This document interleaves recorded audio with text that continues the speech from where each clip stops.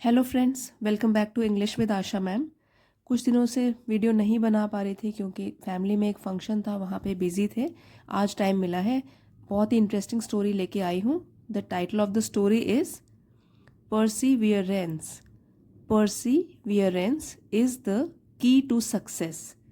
तो पहले ये वर्ड का मीनिंग जानते हैं और पूरे जो स्टोरी है उसमें आपको अच्छे word meaning, pronunciation, grammar structures ये सीखने को मिलेंगे। तो ध्यान से स्टोरी सुनिए। परसीवियरेंस, पहले तो आप इसको तोड़ तोड़ के पढ़िए। पर सी और यहाँ पे स्ट्रेस होगा वियरेंस। Perseverance is the key to success.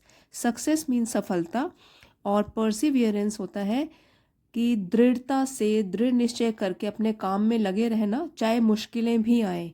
तो ये पर्टिकुलर वर्ड है बना हुआ, continued efforts in spite of difficulties. चाहे मुश्किल सिचुएशन, मुश्किल स्थिति आपके सामने आए, फिर भी आप हार नहीं मानोगे और अपने काम में या अपने लक्ष्य को पाने के लिए लगे रहोगे। तो ये अच्छा वर्ड है, आप इसको यूज़ कर सकते हैं डे टू डे कन्वर्सेशन में। Perseverance, perseverance is the key to success. Success means सफलता और की है चाबी। सफलता की चाबी अगर कोई भी जानना चाहता है कि क्या है वो, मुझे चाबी मिल जाए, वो क्या है? परसीवियरेंस। अपने काम में लगे रहो, मुश्किलें आएंगी, कंटिन्यूड एफर्ट्स उस काम के लिए डालते रहो तो ज़रूर सफलता मिलेगी। सफलता, सक्सेस, सफलता। Long ago Scotland was not a free country. Long ago, बहुत पहले की बात है। बहुत पहले समय में स्कॉटलैंड, ये कंट्री का नाम है, was not a free country.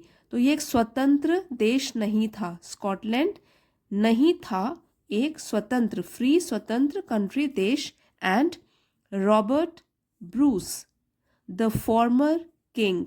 Robert Bruce king का नाम है, राजा का नाम है, लेकिन यहाँ पे क्या लिखा है? The former. नाउ फॉर्मर का मतलब होता है कि पिछला या बिलोंगिंग टू पास्ट टाइम। अभी नहीं है वो किंग स्कॉटलैंड का। जब कहानी लिखी जा रही है तो उस टाइम पे वो स्कॉटलैंड का किंग नहीं है। फॉर्मर मतलब पहले रहा था, अब नहीं है। तो एक होता है फॉर्मर, इसका मतलब होता है पिछला या belonging to past time.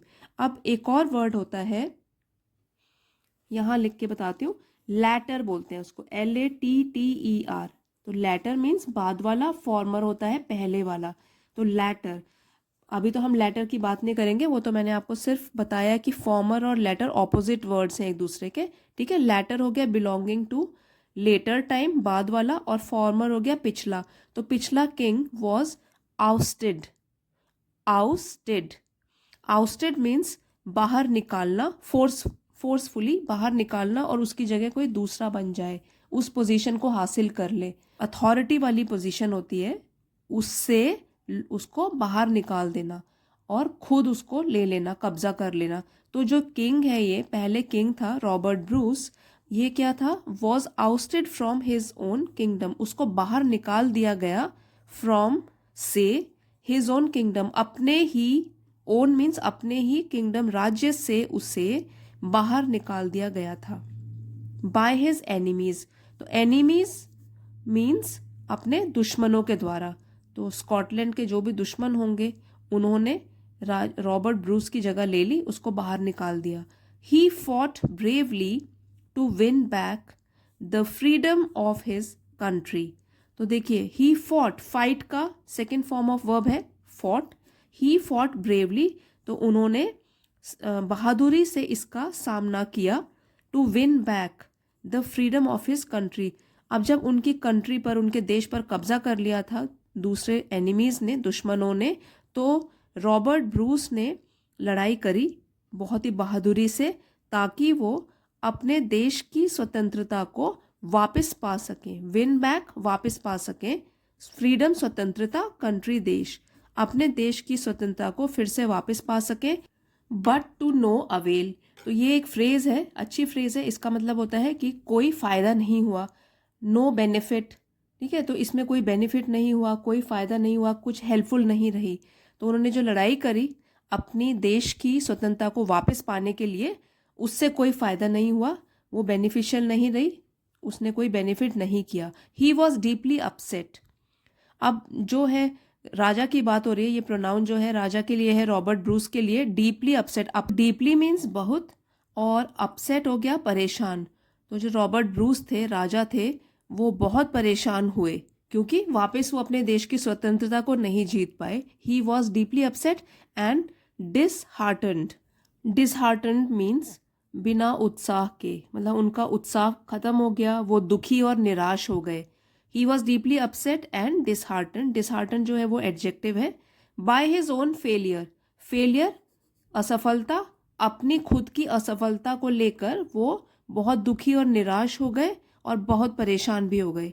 He was hiding in a cave, hiding छिपना, तो वो एक केव मीन्स गुफा, गुफा में छिपे हुए थे। फीलिंग मिजरेबल, और मिजरेबल, मिजरेबल का मीनिंग, मिजरेबल मीन्स दुखी, और फीलिंग मतलब वो काफ़ी दुखी महसूस कर रहे थे। Suddenly he spotted a spider, suddenly अचानक से, ही स्पॉटेड उन्हें दिखा, अ स्पाइडर एक मकड़ी, drop by it's thread, drop by मतलब गिरते हुए, इट्स थ्रेड अपने ही धागे से, जैसे मकड़ी का जो जाल होता है तो जाल के जो धागे होते हैं उसको बोला गया है थ्रेड, मतलब अपने ही जाले से या अपने जाल के धागे से वो गिरते हुए दिखी उनको, राजा को। टू रीच द वेब, तो फिर से उसको अपने जाले तक पहुंचना था और वो नीचे गिर गई थी। बट सून फेल बैक, लेकिन सून जल्द ही, फेल बैक फिर से नीचे गिर गई, तो फेल गिरना और बैक फिर से दोबारा से नीचे गिर गई। The king was sure that the spider would never reach its web, the king was sure, तो जो राजा थे वो बिल्कुल श्योर थे, उनको पूरा विश्वास था, दैट द स्पाइडर की वो जो मकड़ी है, would never reach its web, would never कभी नहीं, रीच पहुंच पाएगी अपने जाले की तरफ, या जाले में कभी भी पहुंच नहीं पाएगी, ये राजा को पक्का यकीन था। It tried again and again, it यहाँ पे स्पाइडर के लिए प्रोनाउन यूज हुआ है, इंसेक्ट्स के लिए हम लोग जो प्रोनाउन यूज करते हैं वो ही शी नहीं बोलते, इट बोलते हैं। It tried again and again, try का पास्ट टेंस हो गया ट्राइड, उसने कोशिश की, अगेन फिर से, और फिर से मतलब बार बार कोशिश की, but fell down each time, लेकिन हर बार वो नीचे गिरती रही, हर बार, टाइम बार, हर बार वो नीचे गिरती रही। The king said to himself, तो जो राजा है उन्होंने सेड टू हिमसेल्फ अपने आप से कहा, मतलब सोचा अपने मन में, the spider will not make another attempt, कि जो मकड़ी है विल नॉट मेक वो दोबारा नहीं कोशिश करेगी, अनदर अटेम्प्ट मीन्स कोशिश, तो will not make another attempt, इतनी बार गिर गई है लेकिन वो फिर से कोशिश नहीं करेगी, ये उन्होंने मन में सोचा। टू हिज सरप्राइज, लेकिन आश्चर्य की बात ये रही, द स्पाइडर केप्ट ट्राइंग, कि जो स्पाइडर है, मकड़ी है, वो बार बार कोशिश करती रही, केप्ट ट्राइंग कोशिश करती रही, and it finally reached the web, और अंत में, फाइनली अंत में, रीच पहुंची अपने जाले में, इन द 9th अटेम्प्ट, तो कौन सा अटेम्प्ट था उनकी, कौन सी कोशिश की, 9th 9वीं बार, तो 9वें अटेम्प्ट में वो मकड़ी जो थी अपने जाल तक पहुंचने में सफल हुई। The spider had finally succeeded, तो जो मकड़ी थी, हैड वो फाइनली मतलब अंत में सफल हो गई थी, हैड फाइनली सक्सीडेड अंत में सफल हो गई थी। And Bruce was greatly inspired, और जो किंग का नाम है ब्रूस, ही वॉज ग्रेटली बहुत इंस्पायर्ड प्रेरित हुए, तो उस मकड़ी से जो राजा थे वो बहुत प्रेरित हुए, इंस्पायर मीन्स प्रेरित होना, and filled with a new hope, और वो नई आशा से भर गए।